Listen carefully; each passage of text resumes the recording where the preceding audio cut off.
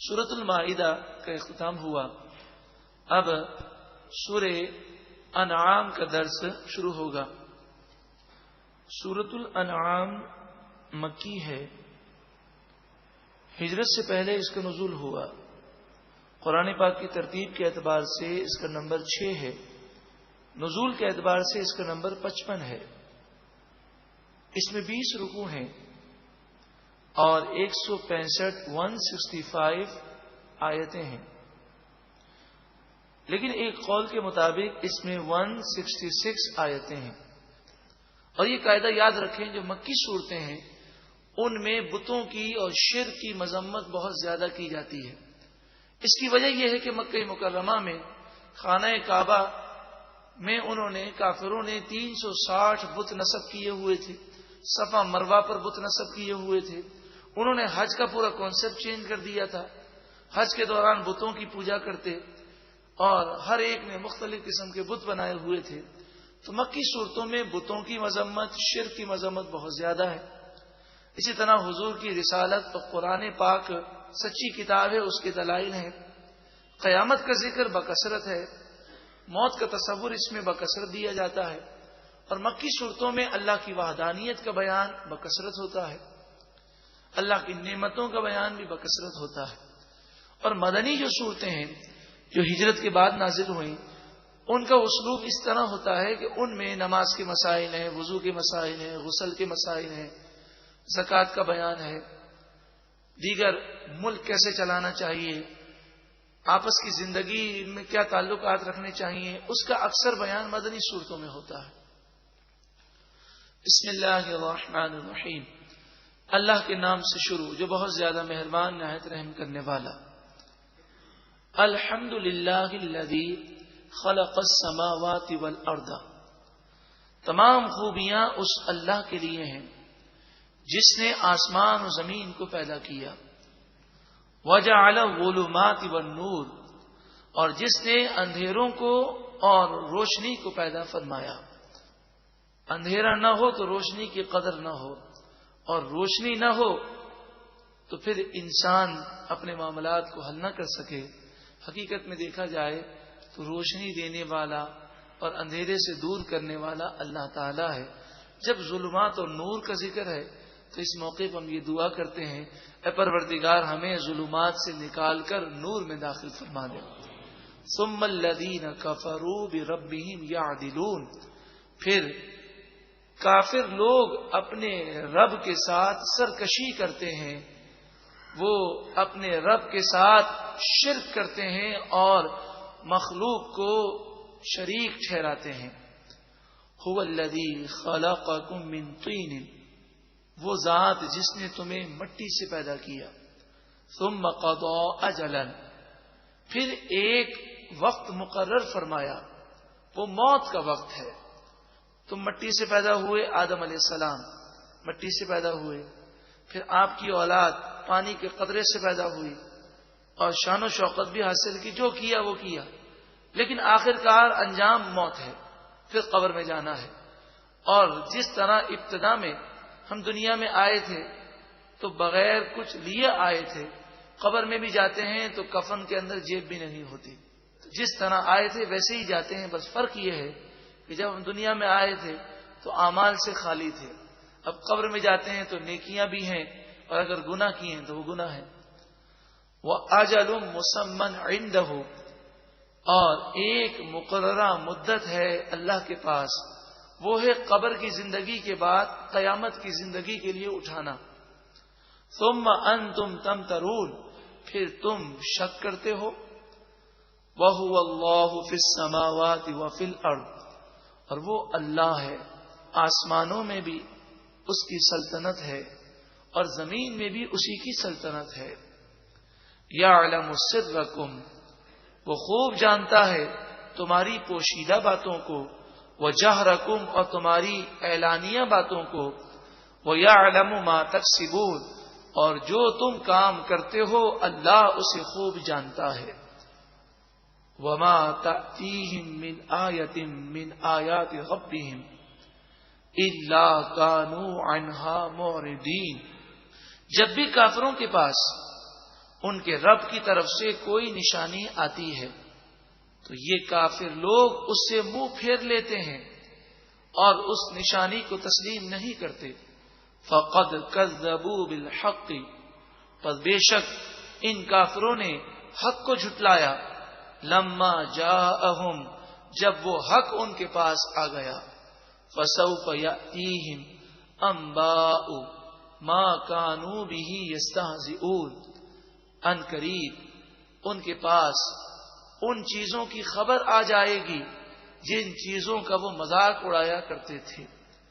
وہ قیامت کا مذاق اڑاتے، قبر کے عذاب کا مذاق اڑاتے، جہنم کے عذاب کا مذاق اڑاتے، بلکہ وہ تو اس کا بھی مذاق اڑاتے کہ قرآن پاک میں ہے کہ جہنم میں ایک درخت ہوگا جو کانٹے دار درخت ہوگا، وہ درخت جہنمیوں کو کھانے کو دیا جائے گا. تو یہ کافر ہنستے اور کہتے، ایک تو کہتے ہیں کہ وہ آگ اتنی خطرناک ہوگی کہ وہ ہڈیوں تک کو گلا دے گی، اور دوسرا کہتے ہیں کہ جہنم میں درخت بھی ہوگا. تو اگر آگ ہے تو درخت کہاں سے ہوگا؟ درخت تو آگ کے اندر قائم نہیں رہ سکتا. تو اس طرح سے وہ عقلی اعتراضات کرتے، اور ان کے جوابات قرآن مجید فرقان حمید نے دیے کہ وہ رب جو چاہے کر سکتا ہے، اس کی قدرت سے کیا بعید ہے. الم یرو کم اہلکنا من قبلہم من قرن مکناہم فی الارض ما لم نمکن لکم. یہ کافر کہتے کہ کوئی طوفان، کوئی سیلاب ہمیں نقصان نہیں پہنچا سکتا. فرمایا کیا انہوں نے نہ دیکھا کہ ان سے پہلے کتنی قوموں کو ہم نے ہلاک کر دیا. مکناہم فی الارض، انہیں زمین میں وہ قوتیں دی. ما لم نمکن لکم، وہ قوتیں ہم نے تمہیں نہیں دی. ان کی عمر بھی لمبی ہوتی، وہ صحت مند اور تندرست بھی زیادہ ہوتے، اور ان میں طاقت و قوت و لمبائی و چوڑائی بھی ان کی زیادہ ہوتی. پھر وہ پہاڑی زندگی گزارتے، پہاڑوں میں گھر بناتے، ایسے اونچے اونچے گھر بناتے کہ نہ کوئی طوفان پہنچ سکے، نہ زلزلہ انہیں نقصان پہنچا سکے، نہ سیلاب انہیں نقصان پہنچا سکے. لیکن ہم نے انہیں بھی ہلاک کر دیا. وَأَرْسَلْنَا السَّمَاءَ عَلَيْهِمْ مِدْرَارًا، ہم نے ان پر آسمان سے موسلادھار بارشیں نازل کی.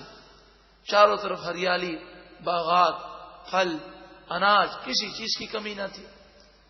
بلکہ اس زمانے میں تو عالم یہ تھا کہ ہر ایک کے پاس اتنا ہوتا کہ اسے کمانے کی بھی حاجت نہ ہوتی.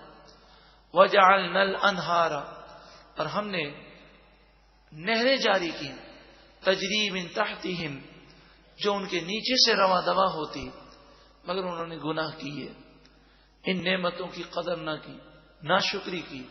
فَأَهْلَكْنَاهُمْ بِذُنُوبِهِمْ، پس ہم نے انہیں ان کے گناہوں کی وجہ سے ہلاک کر دیا. وَأَنشَأْنَا مِن بَعْدِهِمْ قَرْنًا آخَرِينَ، اور ہم نے ان کے بعد دوسری قوم کو پیدا فرمایا.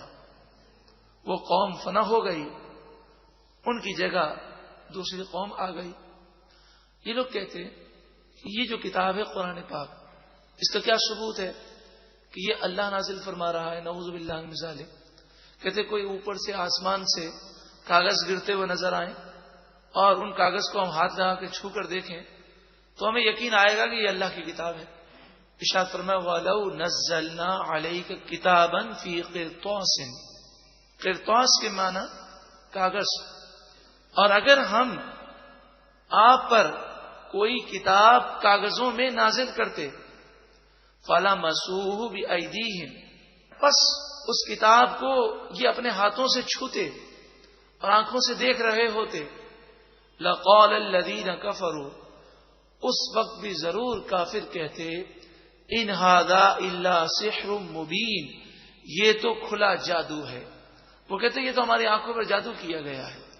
وَقَالُوا لَوْلَا أُنزِلَ عَلَيْهِ مَلَكٌ، وہ کہتے ہیں ان پر یعنی حضور پر کوئی فرشتہ نازل کیوں نہیں کیا گیا. کوئی فرشتہ آتا اور وہ ہمیں نظر آتا اور وہ کہتا کہ یہ سچے اللہ کے نبی ہیں. ابھی میں نے آپ کے سامنے یہ قانون پیش کیا کہ اگر جو نشانی امت مانگے، قوم مانگے، وہ نشانی اگر دے دی جائے اور پھر ایمان نہ لائیں تو پھر تباہی ان کا مقدر بن جاتی ہے. وَلَوْ أَنزَلْنَا مَلَكًا، اور اگر ہم فرشتے کو نازل فرماتے اور یہ پھر بھی نہ مانتے، لَقُضِيَ الْأَمْرُ، تو معاملہ ختم ہو جاتا اور یہ تباہ ہو جاتے، ثُمَّ لَا يُنظَرُونَ، پھر انہیں مہلت نہ دی جاتی۔ تو ابھی مہلت ہے، وہ سمجھ لیں اور توبہ کر لیں۔ وَلَوْ جَعَلْنَاهُ مَلَكًا، اور اگر کوئی فرشتہ آ کر انہیں بتاتا کہ یہ اللہ کے سچے نبی ہیں، تو فرشتہ تو نور سے بنا ہے اور فرشتہ عام لوگوں کو نظر نہیں آتا، تو سوال یہ ہے کہ اس نور کو وہ کیسے دیکھتے؟ تو وہ فرشتہ بشری لباس میں آتا اور وہ بشر کی شکل میں ہوتا، تبھی انہیں نظر آتا، اس کے علاوہ تو انہیں نظر نہ آتا۔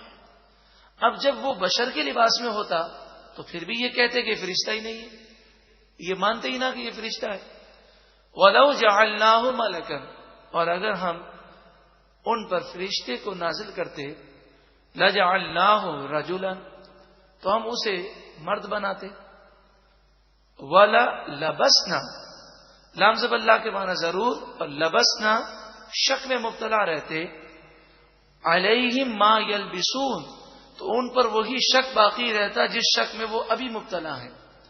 وَلَقَدِ اسْتُهْزِئَ بِرُسُلٍ، اور بے شک من قبل کا، آپ سے پہلے رسولوں سے مذاق کیا گیا، ان کا مذاق اڑایا گیا، ان کی بے ادبیاں کی گئیں۔